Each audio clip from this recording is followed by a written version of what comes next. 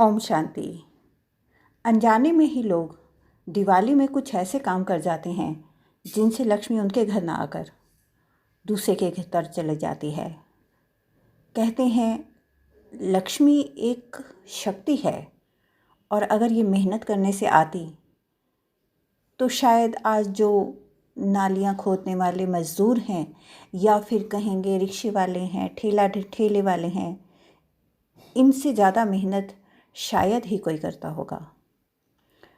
कहते हैं अगर बुद्धि से आती तो शायद बीरबल सम्राट होता और अकबर उसका मंत्री। इस लक्ष्मी को प्रसन्न करने के लिए दिवाली का समय सबसे ज़्यादा महत्वपूर्ण माना गया है। यहाँ मैं आपको कुछ ऐसी बातें बताऊंगी। इस दिवाली से आप इन सब बातों का ध्यान रखना शुरू करें। लक्ष्मी आप पर ज़रूर मेहरबान होगी। आप पर, हम पर, सबकी माँ लक्ष्मी पर कृपा बनी रहे। मेरे चैनल को सब्सक्राइब करें ताकि आप और मैं आपस में जुड़े रहें।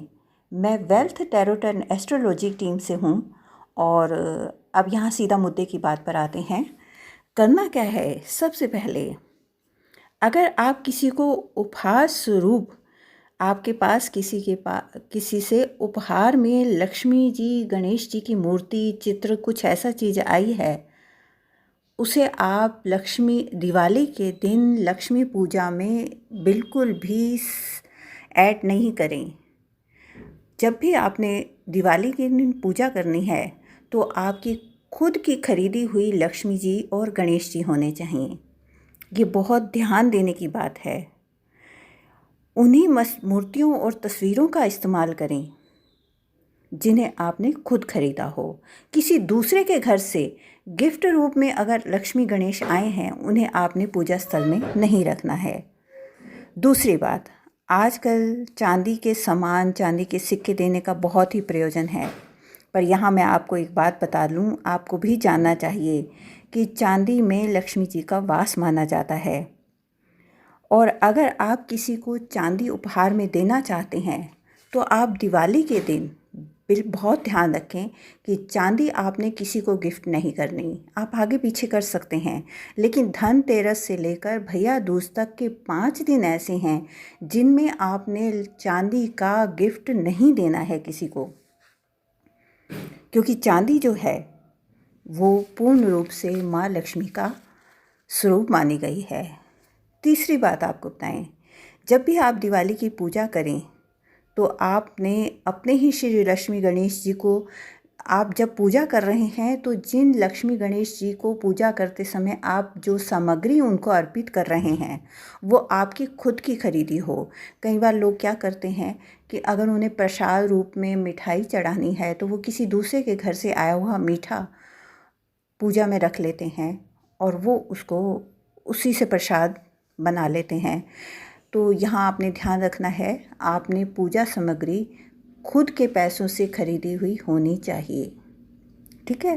चौथी बात, इस दिवाली आपने ध्यान रखना है कि आप जब भी मोमबत्ती या सुंदर दिए, जो आजकल बहुत प्रचलन में हैं और लोग एक दूसरे को गिफ्ट भी देते हैं, वो आपने नहीं देने हैं। दीपक, मोमबत्ती ये प्रकाश फैलाते हैं, माँ लक्ष्मी का प्रकाश। तो ध्यान रखें, आप आगे पीछे दें, लेकिन दीपावली के अवसर पर आप मोमबत्ती और दीपक का गिफ्ट नहीं दें, ना किसी को दान दें, ना किसी को। और ध्यान रखें, रात के समय भी किसी को अपने घर से अग्नि को भी नहीं दान देना चाहिए। 6वीं बात, जैसे आपको बताया है कि चांदी के सिक्के और चांदी के गिलास वगैरह जो हैं वो आप गिफ्ट में ना दें, उसके साथ साथ आप धनतेरस में, अच्छा आपने देखा होगा धनतेरस में लोग बर्तन खरीदते हैं। बर्तन क्यों खरीदते हैं? क्योंकि एक शगुन होता है।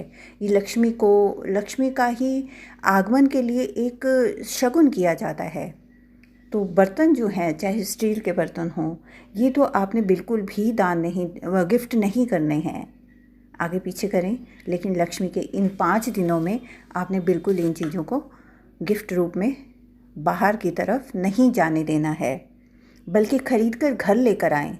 इसी तरह अगर जब आप बर्तन नहीं दे रहे हैं, इसी तरह आपने इत्र, खुशबू की चीज़ें, ये भी आपने बाहर की तरफ किसी को नहीं देनी है।